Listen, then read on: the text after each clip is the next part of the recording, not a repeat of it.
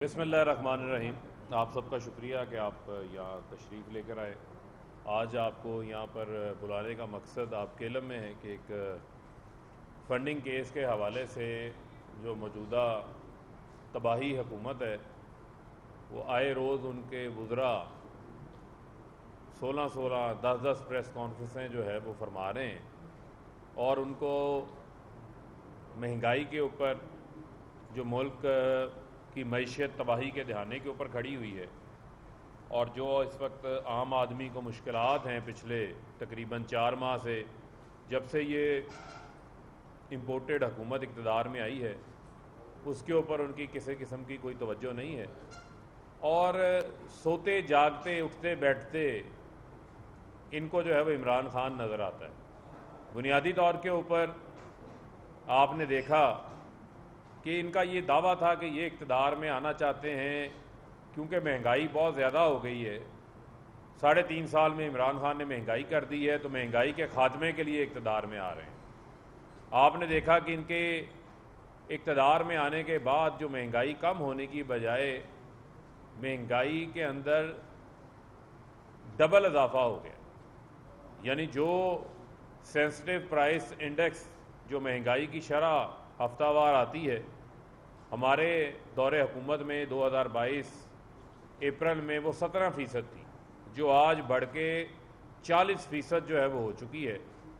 اور آپ نے دیکھا کہ جب عدم اعتماد جمع ہوئی تھی تو ڈالر 178 روپے کا تھا 8 مارچ کو، اور آج جو ہے وہ ڈالر تقریباً 250 روپے کو ٹچ کیا ہے ڈالر نے جا کر، اور اب بھی جو ہے وہ ڈالر کی قیمت میں تقریباً جو آج کی اگر میں ریٹ بتاؤں آپ کو اور جب سے عدم اعتماد جمع ہوئی تھی تو تقریباً 50 روپے کا اس کے اندر اضافہ ہوا ہے پچھلے 3.5 ماہ کے اندر جب سے ان کی حکومت اقتدار میں یہ لوگ آئے ہیں۔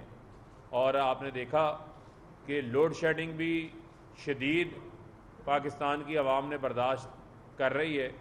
بجلی کے بل جو ہیں اس کے اندر فیول پرائس ایڈجسٹمنٹس کے نام کے اوپر اور بیسک ٹیرف کے اندر جو انہوں نے اضافہ کیا ہے اس سے عام آدمی جس کا بل اگر کسی کا 5,000 آتا تھا تو اب اس کا بل 20,000 روپے آ رہا ہے، اور لوگ اپنے بجلی کے بل ادا کریں یا 2 وقت کا کھانا پورا کریں وہ ان کے لیے بڑی مشکلات کا معاملہ ہے۔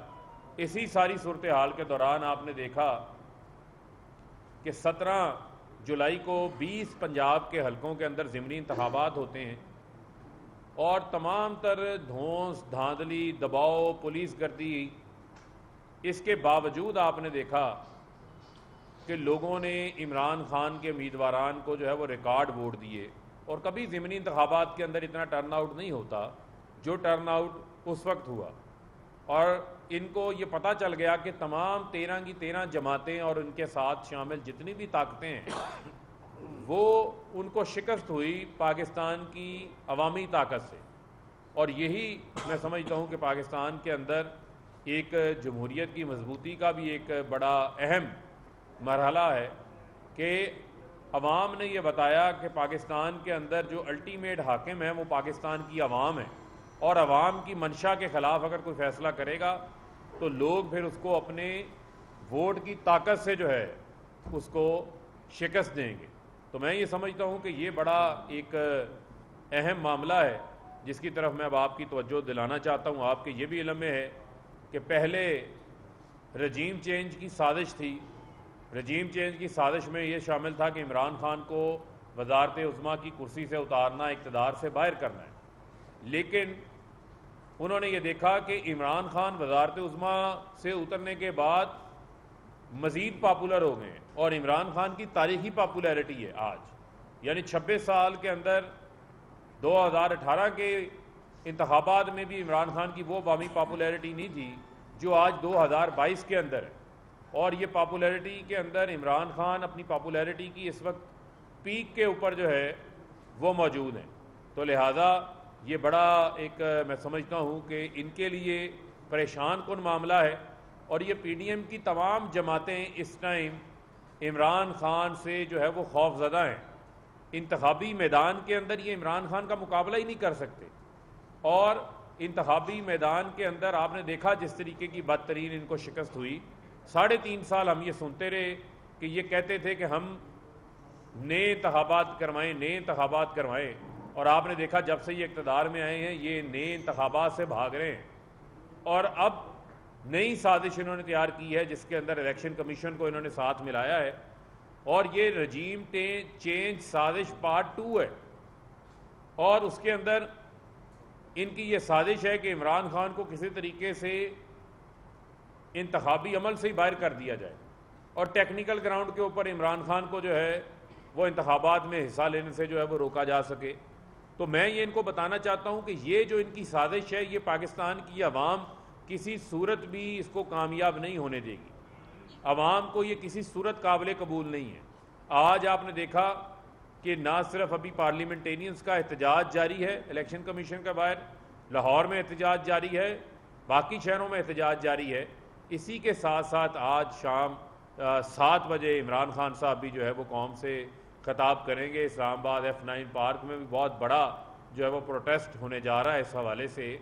تو ہم یہ بات قوم کو بھی یہ بتانا چاہتے ہیں کہ یہ جس قسم کا بھونڈا مذاق الیکشن کمیشن سے انہوں نے کروایا ہے، یہ جو فنڈنگ کیس کی تفصیلات میں آپ کے سامنے رکھنا چاہتا ہوں، یہ آپ کے علم میں ہونا چاہیے کہ 90 لاکھ بیرون ملک پاکستانی ہیں، وہ پاکستان سے محبت کرتے ہیں، 32 ارب ڈالر پاکستان کو وہ سالانہ بھیجواتے ہیں بیرون ملک سے۔ اب جو بیرون ملک سے 32 ارب ڈالر پاکستان کو بھیجتے ہیں، یہ ان 32 ارب ڈالر بھیجنے والے پاکستانیوں کو اس نکمے نااہل الیکشن کمیشن نے ان کو نان پاکستانی ڈکلیئر کر دیا ہے۔ یہ میرے سامنے ایک لسٹ موجود ہے جو الیکشن کمیشن نے اپنے فیصلے کے اندر جو ہے وہ شائع کی ہے، اور جس میں یہ لکھا ہوا ہے فارن نیشنل ڈونرز، یعنی یہ الیکشن کمیشن کے لیے باعث شرمندگی ہے کہ انہوں نے پاکستانیوں کی حیثیت کو فارنر بنا دیا ہے۔ الیکشن کمیشن کون ہوتا ہے؟ آپ کا کون سا مینڈیٹ ہے، کون سا اختیار ہے الیکشن کمیشن کا کہ پاکستانی جو نائکاب ہولڈرز ہیں، کئیوں کے پاس پاکستانی پاسپورٹ بھی موجود ہے، ان کو آپ جو ہے وہ فارن ڈونرز ڈکلیئر کریں؟ یہ باعث شرمندگی ہے۔ اور جو پی ڈی ایم کے ساتھ الیکشن کمشنر نے ملاقات کی فیصلہ محفوظ کر کے، اس کے بعد فیصلہ بھی آ جاتا ہے، اور فیصلہ اتنی جلد بازی میں آ جاتا ہے کہ یہ تمام چیزیں اس فیصلے کے اندر ایسی چیزیں سامنے آ رہی ہیں جو اس فیصلے کو متنازع بنا دیتی ہیں۔ مثال کے طور کے اوپر یہاں پر سیریل نمبر 2 کے اوپر لکھا ہوا ہے یاسمین سائکا کا نام۔ اب انہوں نے $100 جو ہے وہ ڈونیٹ کیے ہیں، اور ان کو انہوں نے نان پاکستانی جو ہے وہ ڈکلیئر کیا ہے، اور یاسمین سائکا جو ہیں وہ پاکستانی ہیں۔ اب یہ ان کا اور ان کے خاوند کا ایک مشترکہ اکاؤنٹ ہے، اس میں سے انہوں نے $100 جو ہے وہ پاکستان کو فراہم کیے ہیں، ان کی ڈیٹیل بھی سامنے آ گئی ہیں۔ یہ اس کے بعد میرے پاس موجود ہے جناب سیریل نمبر 10 کے اوپر علی پتافی، یہ فورن ڈونرز کا ڈیٹا الیکشن کمیشن کے فیصلے میں موجود ہے، میڈیا کے پاس موجود ہے، یہ لسٹ جو میں آپ کو دکھا رہا ہوں۔ یہ جو علی پتافی ہیں ان کا بھی نائکاب جو ہے وہ سامنے آ چکا ہے، سوشل میڈیا پہ بھی چل رہا ہے، یہ بھی پاکستانی ہے۔ اس کے علاوہ یہاں پر ڈاکٹر مظہر رشی کا ذکر ہے، وہ بھی میں آپ کو سیریل نمبر بتا دیتا ہوں۔ ڈاکٹر مظہر رشی اور سائمہ رشی، یہ دونوں نے میاں بیوی ہیں، دونوں نے $250 ڈونیٹ کیے ہیں، $125 دونوں میاں بیوی نے ڈونیٹ کیے ہیں۔ ڈاکٹر مظہر رشی جو ہیں وہ ڈاؤ یونیورسٹی کراچی سے انہوں نے MBBS کیا، اور یہ دونوں میاں بیوی اب دنیا سے وفات پا چکے ہیں۔ 2013 میں انہوں نے $250 ڈونیٹ کیے تھے، 2013 میں۔ یہ میں فیکٹس پہ بات کر رہا ہوں الیکشن کمیشن کو، یہ میں چیلنج بھی کر رہا ہوں ان نکموں کو، نااہلوں کو، جو انہوں نے مذاق اڑایا ہے بیرون ملک پاکستانیوں کا، اور ان کو کوئی اختیار نہیں تھا کہ یہ ان کو فارنرز ڈکلیئر کریں۔ یہ ان کو پاکستان کی ان کی نیشنلٹی کو الیکشن کمیشن نے ختم کر دیا، جو ان کے اختیار کے اندر ہی نہیں ہے۔ یہ دونوں پاکستانی ہیں۔ اس کے علاوہ یہیں پہ سیریل نمبر 18 کے اوپر مراد انصاری کا نام لکھا ہوا ہے، انہوں نے $5000 دیے ہیں۔ مراد انصاری ایک معروف بزنس مین ہے، کینیڈین ڈیول نیشنل ہیں، پاکستانی ہیں، کینیڈا کے اندر ہوتے ہیں، دوہری شہریت کے حامل ہیں۔ ہمارے عرب سننے والوں کے عزیزوں کا عرب دوہری شہریت کے حامل ہیں۔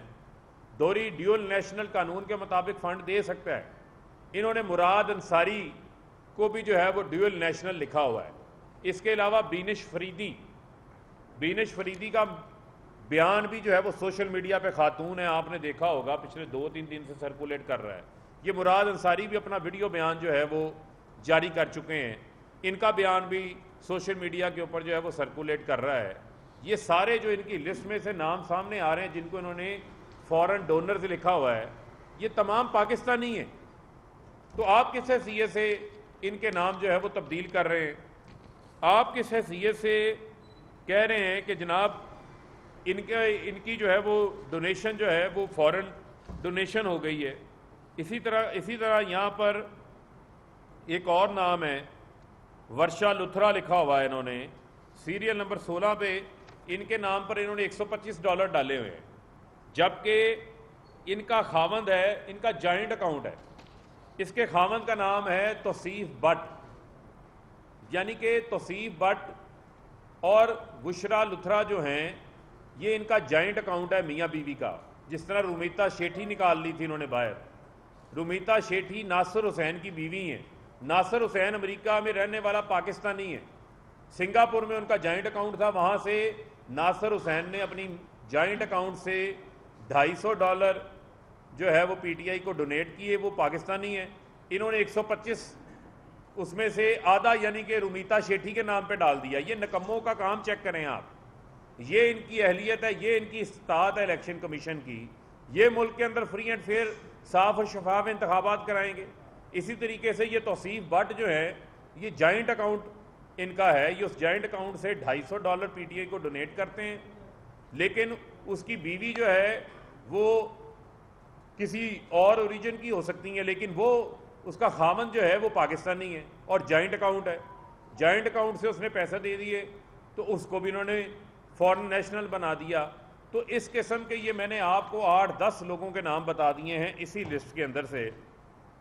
باقیوں کا ڈیٹا بھی ہمارے پاس تفصیلات جو ہیں وہ اس کی پہنچ رہی ہیں, اور یہ پوری چیزیں ہم قوم کے سامنے جس طرح میں اب رکھ رہا ہوں پوری تفصیلات کے ساتھ اس کی مزید جو ان کے فیصلے کے اندر متنازع چیزیں ہیں وہ ہم سامنے لے کر آئیں گے, سامنے رکھیں گے.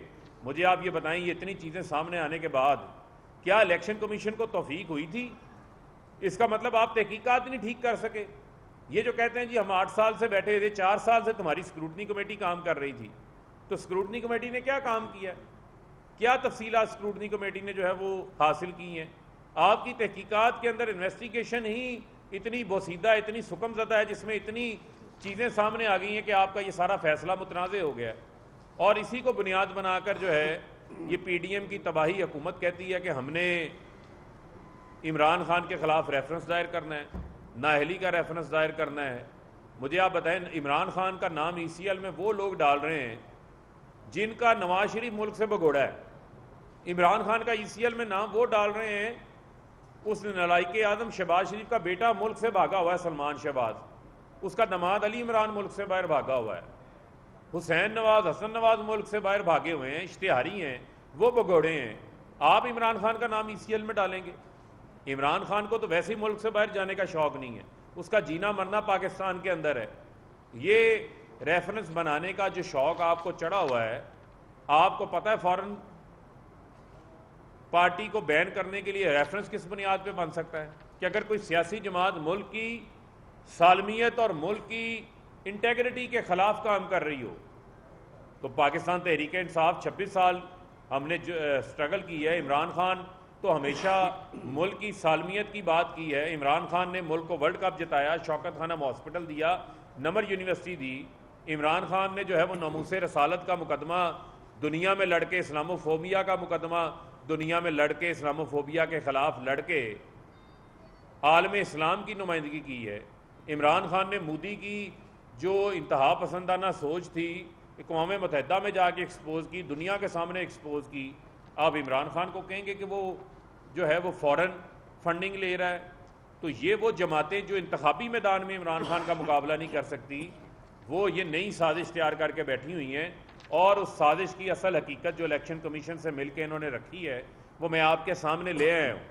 یہ فورن ڈونرز نہیں ہیں, یہ پاکستانی ہیں جن کے پاس نائی کاپ بھی ہیں, جن کے پاس قومی شناختی کارڈ جو اوورسیز کا نائکاپ بنتا ہے وہ بھی ان کے پاس موجود ہے. تو لہذا یہ سازش کو ہم کسی صورت کامیاب نہیں ہونے دیں گے. اسلام آباد ہائی کورٹ میں تو ہم پہلی چیلنج کرنے جا رہے ہیں اس کو. اور جو پیپلز پارٹی نون لیگ کا الیکشن کمیشن نے فیصلہ نہیں دیا سپریم کورٹ کے فیصلے کے باوجود اور اسلام آباد ہائی کورٹ کے فیصلے کے باوجود, اس کے اوپر بھی توہین عدالت کی درخواست جو ہے وہ ہم تیار کر رہے ہیں جو الیکشن کمیشن کے خلاف دائر ہوگی. اور سپریم جوڈیشل کونسل میں تو ہم پہلے ہی جا چکے ہیں الیکشن کمیشنر کے خلاف ریفرنس دائر کرنے کے حوالے سے.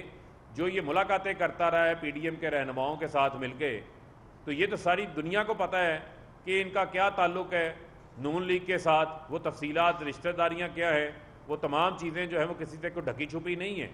اور میں یہ بتانا چاہتا ہوں کہ آپ کسی سازش کے تحت, یہ میں آپ کو اب تنبیہ کرنا چاہتا ہوں, کسی سازش کے تحت مزید پاکستان کسی نئی سازش کا متحمل نہیں ہو سکتا.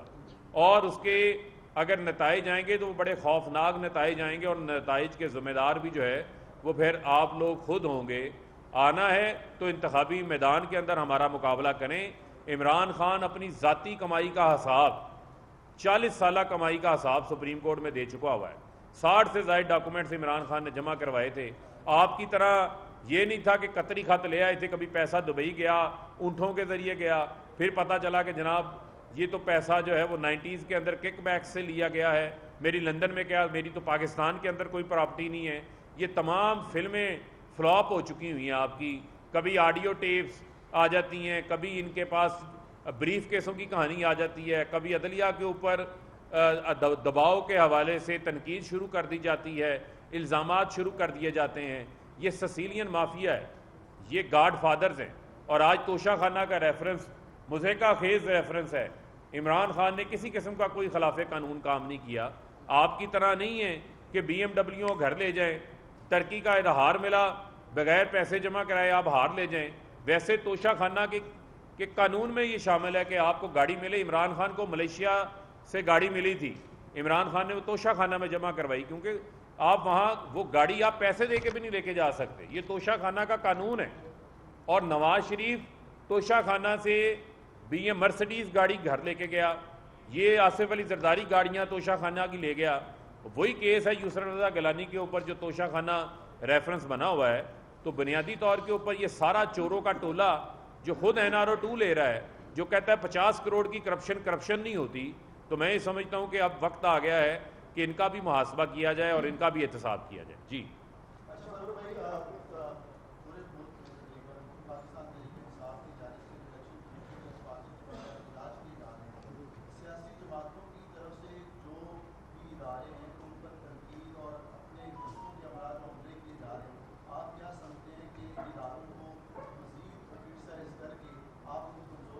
نہیں, دیکھیں بنیادی طور کے اوپر ہم نے کسی ادارہ جو ہے, ادارہ تو آئینی ادارہ ہے, لیکن ادارے میں بیٹھے لوگ اگر اپنی آئینی اور قانونی ذمہ داری کو پورا نہیں کریں گے تو ان کے اوپر تنقید جو ہے وہ ہو سکتی ہے.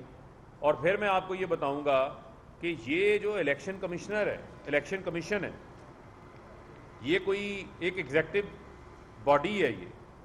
یہ کوئی ایسا ادارہ نہیں ہے کہ جس کے اوپر آپ کہیں کہ الیکشن کمشنر کے اوپر جو ہے وہ بات نہیں ہو سکتی. جو میں نے آپ کو بتایا کہ یہ سکم سامنے آئے ہیں, اس سے پہلے 8 فیصلے الیکشن کمشنر ہمارے خلاف دے چکا. مخصوص نشستوں کا آئین اور قانون میں واضح لکھا ہوا تھا کہ جس کی نشستیں خالی ہوں گی اسی کو اگلی ترجیحاتی لسٹ کے مطابق سیٹیں مل جائیں گی. وہ فیصلہ لاہور ہائی کورٹ نے یوں اڑا دیا کیونکہ اس کے پلے آئینی اور قانونی طور پہ تھا ہی کچھ نہیں, لیکن یہ فیور دینا چاہتے تھے حمزہ شہباز کو. تو ہم نے کبھی اپنی عدلیہ کے اوپر یا ہم نے کبھی ججز کے اوپر کبھی تنقید نہیں کی, کیونکہ وہ آپ کے جو ججز ہیں وہ آئین کے تحت پروٹیکٹڈ ہے, لیکن الیکشن کمیشن کے اوپر اس قسم کی کوئی پروٹیکشن جو ہے وہ موجود نہیں ہے.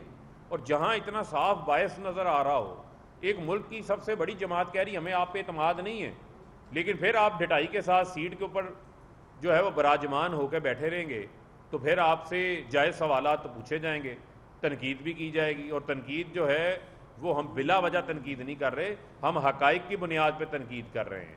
یہ جو مذاق انہوں نے اڑایا ہے, یہ آپ ایک سوال ان سے پوچھیں کہ الیکشن کمیشن کو کس نے اختیار دیا ہے کہ وہ جو نیشنلز ہیں، یعنی جو پاکستانی نیشنل ہیں ان کو وہ کہہ رہے ہیں یہ فارنرز ہیں.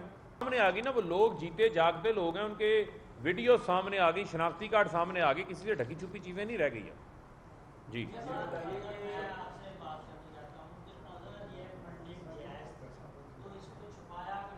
دیکھیں، آپ نے بڑا اچھا اور سادہ سوال کیا کہ پاکستان تحریک انصاف نے کوئی فنڈنگ چھپائی ہی نہیں ہے. آپ یہ دیکھیں کہ یہ واحد سیاسی جماعت ہے جس نے ایک جینون طور کے اوپر ایک ڈونر بیس کریٹ کیا ہے، جس کے پاس 40,000 اپنے ڈونرز کا ریکارڈ موجود ہے. آپ ان کے کھاتے اٹھا کے دیکھ لیں، یہ تو اسامہ بن لادن سے بیگوں میں پیسہ لے لیا کرتے تھے. یہ فضل الرحمان جو آگے بڑی بڑی باتیں کرتا ہے، جو 40 لاکھ کی صرف لسی پی گیا تھا جب کشمیر کمیٹی کا سربراہ تھا، اور جو جائیدادیں انہوں نے بنائی ہیں چک شہزاد کے اندر اور ڈی آئی خان کے اندر، وہ لیبیا سے پیسہ لیتا رہا ہے. اور آج بھی جو ہے وہ تختی لگی ہوئی ہے، آج بھی ان کا جو پشاور کا مرکز ہے اس کے اندر لیبیا کی تختی لگی ہوئی ہے کہ ان کے پیسوں سے یہ مرکز تیار ہوا ہے. یہ نواز شریف 2018 کے اندر کس اسلامی ملک کی لینڈ کروزر پہ بلٹ پروف پہ اس نے کمپین کی ہے؟ کن کے ہیلی کاپٹر کے اوپر یہ کمپین کر رہا تھا؟ یہ کسی سے ڈھکی چھپی چیزیں ہیں؟ یہ تمام چیزیں موجود ہیں. اور میں یہ بتانا چاہتا ہوں، یہ اسامہ بن لادن کا بلاول خود بیان دے چکے ہیں، بے نظیر شہید کی کتاب میں ذکر لکھا ہوا ہے. خالد خواجہ دنیا سے جو ہے وہ جا چکے ہیں، ایک مشہور کردار تھے خالد خواجہ، انہوں نے کہا تھا کہ اسامہ بن لادن سے جو ہے وہ پیسے لا کے میں نے دیے تھے ان کو، ان کی حکومت گرانے کو. تو یہ تو وہ تمام چیزیں ہیں جو موجود ہیں اپنی جگہ کے اوپر. یہ بتائیے گا ذرا کہ آج رانا فضل الرحمان نے بیان کیا ہے کہ آپ لوگوں کے خلاف سخت کارروائی ہونی چاہیے، پابندی لگنی چاہیے. رانا ثناء اللہ بھی کہہ چکے ہیں کہ اگر ہمیں کہا گیا تو ہم گرفتاریاں بھی کریں گے، بین بھی کیا جائے گا اور گرفتاریاں بھی ہوں گی. تو کیا لائے عمل اگر اس طرح کی حکومت کوئی اسٹیپ لیتی ہے؟ دیکھیں، رانا ثناء اللہ تو جو ہے وہ اسلام آباد کا وزیر داخلہ ہے اور ایک 30 کلومیٹر کا وزیر داخلہ ہے. وہ اپنی گرفتاری کی فکر کریں. ہو سکتا ہے کہ ماڈل ٹاؤن کیس کے اندر جو ہے وہ ان کی گرفتاری ہو جائے. 14 لوگوں کے ساتھ 14 لوگوں کے جو ہے وہ قتل کے ساتھ رانا ثناء اللہ کے ہاتھ رنگے ہوئے ہیں. 22 قتل اس نے جو ہے وہ فیصل آباد بھی کیے ہیں. تو یہ اپنی خیر منائے، باقیوں کو چھوڑے.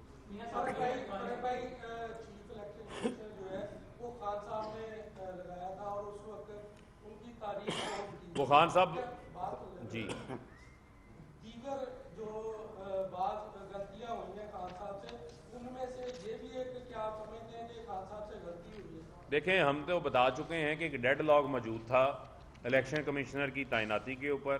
اور ابھی کل خان صاحب نے جو ہے وہ ایک نجی ٹی وی چینل کو انٹرویو بھی دیا. اس سے پہلے بھی وہ بتا چکے ہیں کہ جب ایک ڈیڈ لاک موجود تھا، جنہوں نے ڈیڈ لاک ختم کروایا تو انہوں نے کہا تھا یہ بندہ نیوٹرل ہے. وہ بھی آج کل نیوٹرلز کے نام سے ہی جانے جاتے ہیں. تو انہوں نے کہا یہ بندہ نیوٹرل ہے. تو ہم نے کہا کہ یہ ڈیڈ لاک ختم ہوتا ہے تو ٹھیک ہے، لگا دیتے ہیں. ہمیں تو اس وقت بھی لوگوں نے کہا تھا. تو وہ جس قسم کا نیوٹرل ہے وہ اب آپ کے سامنے ہی. آج کل جس قسم کا نیوٹرل چل رہا ہے وہ کسی سے ڈھکا چھپا تو نہیں ہے.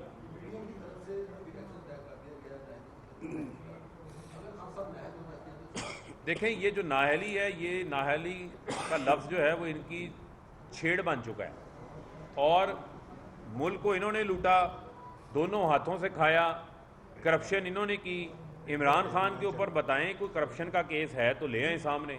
4 ماہ سے تو ان کی حکومت موجود ہے، کوئی ایک کیس یہ نہیں لے کر آ سکے عمران خان کے خلاف جس کے اندر کوئی ان کے پاس کوئی سالڈ بنیاد موجود ہو. اب الیکشن کمشنر تو ہم پہلے کہہ چکے ہیں کہ وہ ان کے ساتھ ملا ہوا ہے. الیکشن کمیشن سندھ کا ممبر جو ہے وہ سندھ حکومت سے تنخواہ لے رہا ہے. وہاں سے ایک یونیورسٹی کا بھی ملازم ہے، یہاں پہ ممبر الیکشن کمشنر بھی ہے، اس کا ریفرنس بھی اپنی جگہ پہ موجود ہے. تو یہ تمام میں نے آپ کو بتایا، یہ رجیم چینج سازش پارٹ 2 تیار ہوا ہوا ہے. اس کو قوم پہلے پہچان چکی ہے.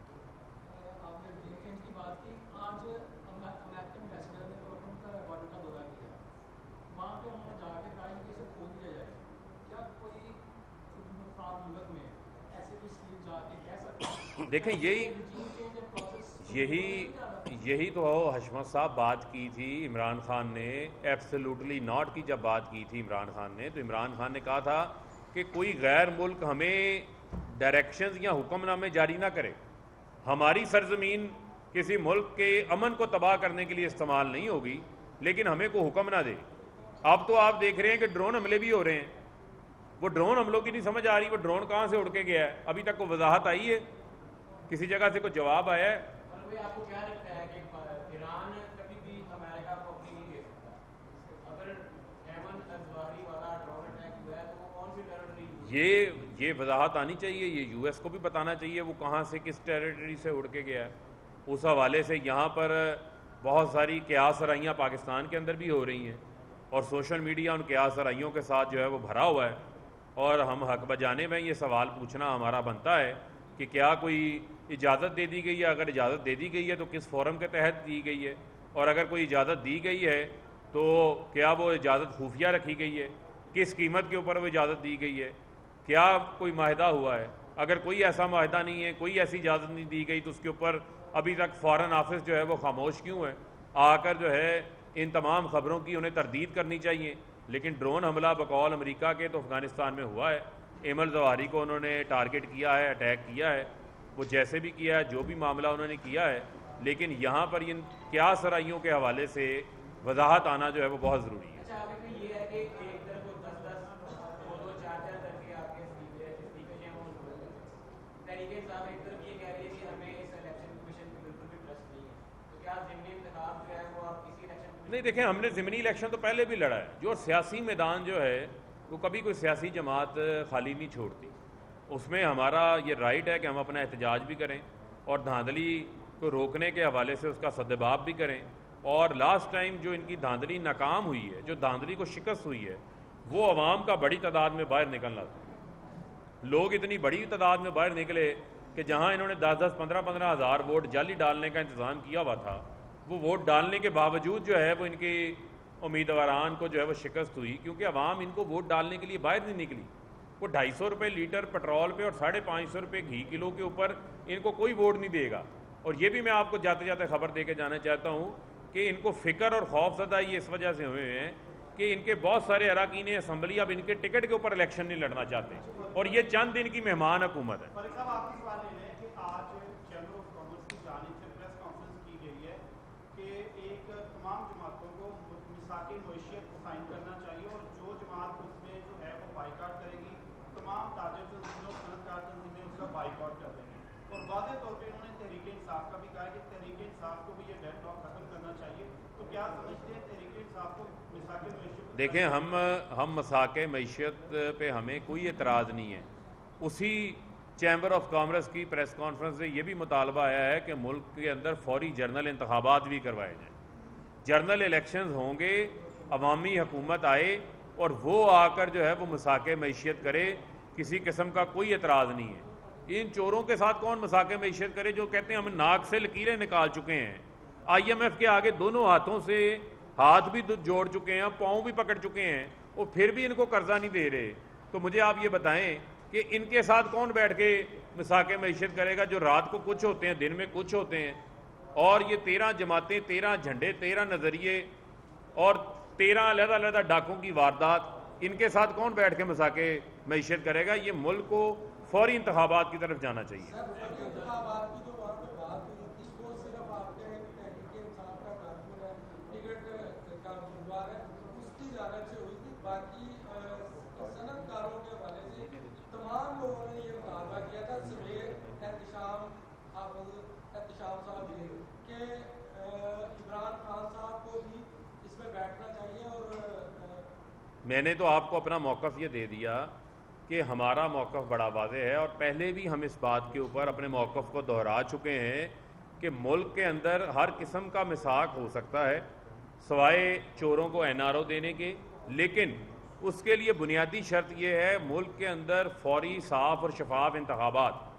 آپ یہ دیکھیں، یہ ویسے ہی الیکشن ایئر شروع ہو چکا ہوا ہے اور اس حکومت کے پاس مینڈیٹ ہی کوئی نہیں ہے، تو یہ آپ ان سے جتنے مرضی میثاق کر لیں، یہ میثاق آپ کو مذاق ہی لگیں گے، اس سے معیشت ٹھیک نہیں ہوگی۔ بہت شکریہ۔